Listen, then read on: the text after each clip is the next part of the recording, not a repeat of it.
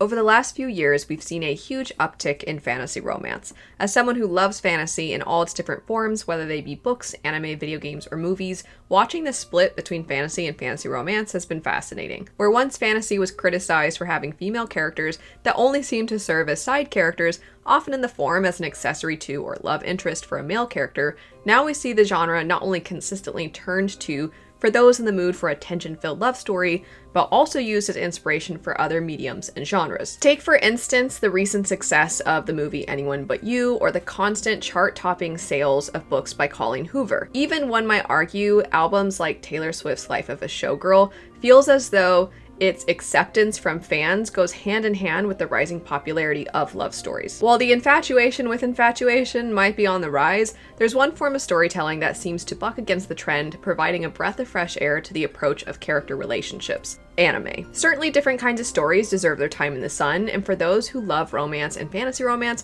now is certainly a great time to be a consumer of fiction. However, the current approach isn't without its critics, and most people want books, no matter what their genres are, to be the best versions of themselves. Given how uniquely anime approaches character relationships, I wanted to take a small deep dive into what makes anime couples and one video game couple, because I couldn't resist, so impactful, and how maybe fantasy romance could vary its current trends and approaches by observing and taking note of these differences. Before diving in, 3 quick things to get out of the way. First, off timestamps in the description bar with the stories the characters are from in the event you want to skip over a certain section. I won't be getting into huge spoilers by any means, but for some people, even knowing there's something between characters might be seen as a spoiler, so that info will be available for your convenience. Second, I don't want to imply that anime is in every way better than fantasy romance. Rather, I think every genre and medium has its trends, as well as its pros and cons, and there are aspects to anime relationship building that differs in ways I personally think could add variety to the fantasy romance genre. Third, let me know 2 things in the comments.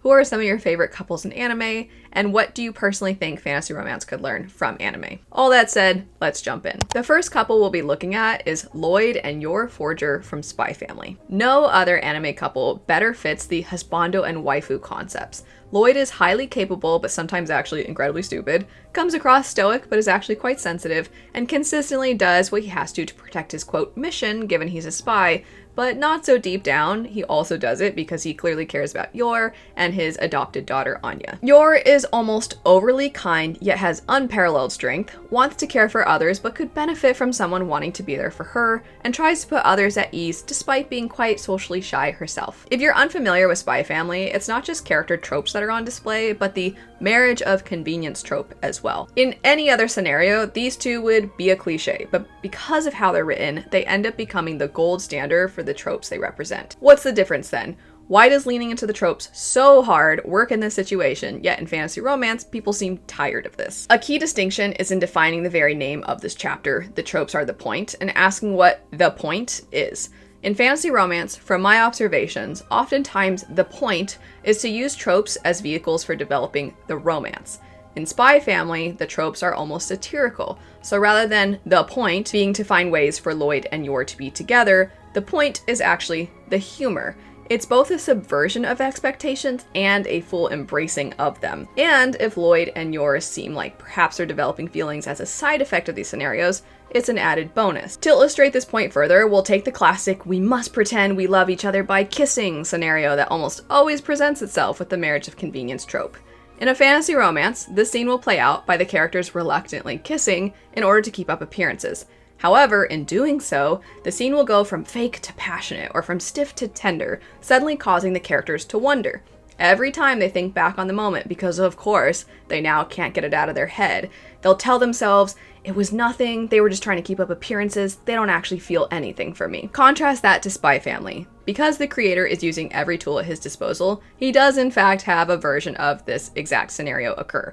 Yor, in order to put her overprotective and weird brother at ease, and Lloyd, knowing he has to keep up appearances for his mission, and also because he knows Yor's brother is part of the secret police and might report him if he seems suspicious, agrees to the very scene we mentioned before, having to kiss. However, instead of the moment revealing some hidden physical attraction between the characters, Yor becomes so panicked that she tries to have some liquid courage, gets very drunk, and in her less sober state starts presenting her supposed attraction for Lloyd a little too much.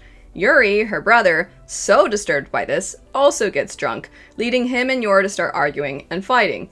The evening ends with basically both of them very emotional and hungover. That scene is as ridiculous as it sounds, by the way, probably even more ridiculous. The idea, though, is that the tropes and the scenarios are fully embraced, then subverted, and the end result does actually see the characters growing closer in their own very silly way. Lloyd and Yor worked together through a tricky situation. They trusted each other, and Lloyd also came to realize just how much Yor has sacrificed in her life to take care of her brother.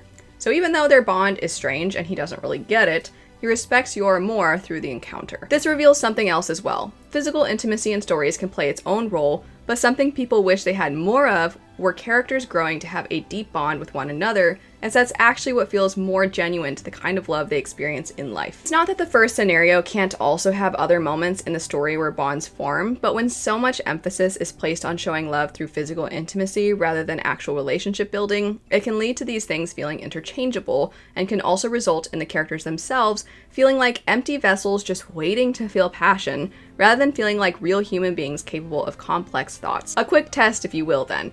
If you swapped other characters in for Lloyd, or for Yor, would the scene change? The answer, I think, is undoubtedly. However, if you changed characters in other stories that have similar scenes, would it play out the same way? From my experience with the fantasy romance genre, I'd say it's much more likely than it would be with characters like Yor and Lloyd. There's a joke among fantasy romance readers that a lot of the love interests, who are typically men since the story's protagonists tend to be straight women, all look the same. You can look up fan art for a character, have fan art for another character show up, and you likely wouldn't know the difference because they often have dark hair, broad shoulders, a sharp jaw, deep set and intense eyes, and of course, muscles. Besides just the physical appearance being similar, the personalities start feeling similar as well. The love interest tends to be mysterious, a bit jealous and possessive, domineering but gentle with her, so as to fulfill a version of the age-old "I can fix him" trope. And at all times, he's just barely suppressing his extremely active sex drive. He's willing to burn the world down for the protagonist, and she has to hold back his feral energy. There's nothing wrong necessarily with this character type, because authors can find ways to make that character rootable or interesting. But similar to Chapter 1, when you start seeing it over and over and over again, it starts to feel as though the authors are inadvertently saying those are the most desirable kinds of men. It starts to become more about being loved by someone super conventionally attractive and obsessed, rather than being about compatibility and the attraction that's woven in with that. A perfect example of a duo that is beloved by fans yet doesn't even a little bit fulfill those trends would be Howl and Sophie from Studio Ghibli's Howl's Moving Castle, based of course on the novel by Diana Wynne Jones. Howl is, in every sense of the word, flamboyant. He's a tad dramatic, quite vain, and at times almost innocently boyish. However, he also has strong convictions, ones that lead him to be very self-sacrificing if it means protecting people from the horrors of greed and war. In many ways, he's the exact opposite of the stereotypical love interest. Instead of letting the world burn so that he can save the woman he loves, he's willing to fight to keep the world from burning, even if it's dangerous for him, so that not only can the woman he loves live in a better and more peaceful world, but so that others can as well. Though Ghibli is more subtle in its character building, I think many would agree that there are signs this both wears on Sophie, but also is part of the reason she admires and grows to care about Howl. She hates the danger he puts himself in,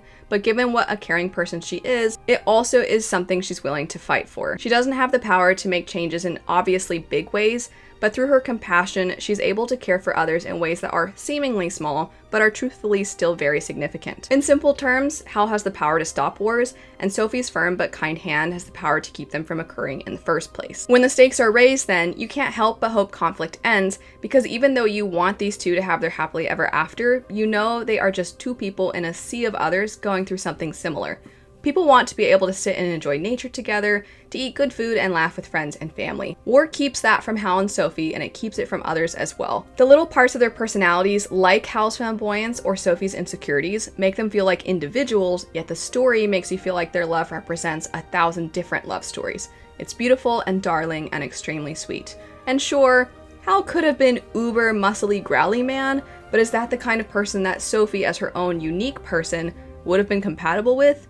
Likely not. And seeing love of different kinds between different kinds of characters reminds us all of the lovely ways people can find companionship with one another. This chapter is quite strongly tied with the end of chapter 2 and brings in our one video game couple today, Titus and Yuna. The reason I wanted to include them is because I think video games, when they do have love stories, tell them in ways that are closer to anime than fantasy romance, and there's a lot of overlap with the consumers of these sorts of stories. I know it's cheating, but many of the points still stand, so let's jump into those. Part of what can make the love in fantasy romance not feel as epic or grand as in other mediums is when the stakes feel like temporary obstacles for the characters to simply push through. Characters tend to be young, so they don't have children depending on them or elderly parents they have to be there for. There isn't trauma from past relationships or just life in general impacting their ability to communicate with their love interests. They don't have jobs they have to go to or bills they have to pay. In fact, the plots often aid the characters in pushing them together. What makes love feel like something you sacrifice for is when you have one or many of the things going on above or other things that weren't even mentioned, and characters sacrifice for each other and compromise or do the difficult work on themselves to find ways to fit the other into their life. The reason that stands out to us is because it's how love works for all of us. We don't just wake up every day to do battle with our super hot love interest by our side. Usually, whether big or small, there are things outside the relationship that impact the amount of time we get together. Final Fantasy X's Titus and Yuna represent this perfectly. On a personal level, both are characters dealing with the struggles of fitting into their parents' shadows. Yuna as the daughter of the last savior of their world, determined to follow in her father's footsteps, while everyone imposes onto her their expectations of who she should be and how she should behave. Titus as the son of a neglectful and emotionally abusive father, who traded time with his son for time in the spotlight, earning him the adoration of strangers, but the hatred of his child. When Titus and Yuna's paths cross, it's while the world is under the threat of a dangerous beast known as sin, which Yuna is determined to destroy. During their quest, they see the lives that are lost to sin, furthering their pursuit to rid the world of this destruction. One of the sweetest but most heartbreaking moments, of which there are many by the way, there's a reason people cry so much over this game, is when Yuna considers giving up her quest so that she can finally live a quote, normal life and get to enjoy basically being a spectator rather than the spectacle itself. This consideration leads her to break down because as much as she wants this, as much as she wants to see this future with Titus specifically, and as much as she knows she'd be happy, she could never abandon the pilgrimage she set out on. Titus too wishes he could give Yuna this life. He practically begs her to make this choice, but as much as he wants that life with her, he knows he can't force her. Given the amount of neglect he faced as a child and how much it would mean to him to be loved unconditionally for the first time, he loves Yuna and her desire to help the world more than the idea of using her to heal his inner child. I don't know if there's a couple you want more to be able to be together and to finally know peace while also so badly wanting them to succeed in helping the world, even if it means they won't have a life together. There's a reason that to this day, it's still the best example for me of a love story in a fantasy world. Shifting to a lighter note, the next concept is short and sweet. Love can be awkward. Two characters that represent this really well are Seiji and Shizuko from Whisper of the Heart. Though most people hate miscommunication, I'd argue there are times when people are clumsily trying to express themselves, but don't quite know how, and that can be somewhat endearing. They can sometimes overreact a bit because they've never felt the feelings they're having, or they can try really hard to seem aloof because they'd be mortified if the person they have a crush on found out just how completely head over heels they are for them. This is obviously more common to see with younger characters, but sometimes adults can experience these things as well. Humans are at times remarkably bad at figuring out how they feel or just how strongly they feel, and when it's centered around love, it can actually be really darling. Returning to Seiji and Shizuko though, Seiji clearly wants to talk to Shizuko but doesn't know how. He knows she likes to read though, and so he ends up picking up a bunch of books in their school library so that when she reads them, she'll often see his name on the card within the book's cover as the last person to have reserved the book before her. It's ridiculous and precious, which is what for so many of us, love actually is. Sure, the sweeping love stories are beautiful too, of course, but on occasion, something that's so cute that it's almost painful is fun as well. It reminds us of the softer parts of relationships, the warm fuzzies that are sorely lacking in a lot of stories now. For some reason though, fantasy romance seems to really lean into first loves that are either really toxic or don't feel like first loves at all. They end up being hyper-focused on the physicality of it all, and in doing so end up having explicit scenes to showcase the MC's experience, except weirdly, inexperience isn't anywhere in the room with us when those scenes actually happen. And even if you take the physicality out of it, characters are sometimes rude and standoffish, which the love interest either finds attractive or a challenge, usually because they like it when people stand up for themselves, I guess, or because they like a woman with an attitude, who's to say? It's that, or the banter and flirting is non-stop, and you can't help but wonder if the characters have so much game and seemingly so much experience based on how they're acting, then how is this a first love? Where's the shyness? Where are the moments when they want to do something nice for the other person but don't quite know how to approach them in the first place? Steamy and spice might be on trend, but silly and sweet deserves attention too. A couple that represents everything in chapter 4 and showcases the point of this chapter would be Frieren and Stark from Frieren Beyond Journey's End. Truly, to a T, everything in chapter 4 applies, so copy and paste everything from before, but additionally, while quiet romance is by no means the entire point of Frieren, it does show us a piece of Frieren's themes, which is to embrace all life has to offer. This is shown wonderfully in Stark's attempts to try and understand Fern. She's only ever really had a close relationship with an elderly man who took her in, and a near ageless elf who doesn't always have the easiest time understanding her own feelings, let alone expressing them. As such, Fern can sometimes, maybe a little unreasonably, expect people to just know how she feels. It causes her at times to be a tad prickly, but after reflecting on her behavior, she does make attempts to let Stark know that she does appreciate the efforts that he's making. Through a lot of subtlety and subtext in the story, you gather that Stark understands this about Fern and is able to recognize that her attitude toward him isn't personal. So long as she's continuing to grow and try, he is as well. This whole dynamic is shown really well when he wants to get her a present. Unsure of what she'll like, he tries to find out from everyone that even somewhat knows Fern what she'd appreciate. He seems nervous at the idea of presenting her a gift, as there's always a chance that it won't actually be something that she likes. It might seem like a slight overreaction to something rather trivial, but to Stark, it's anything but.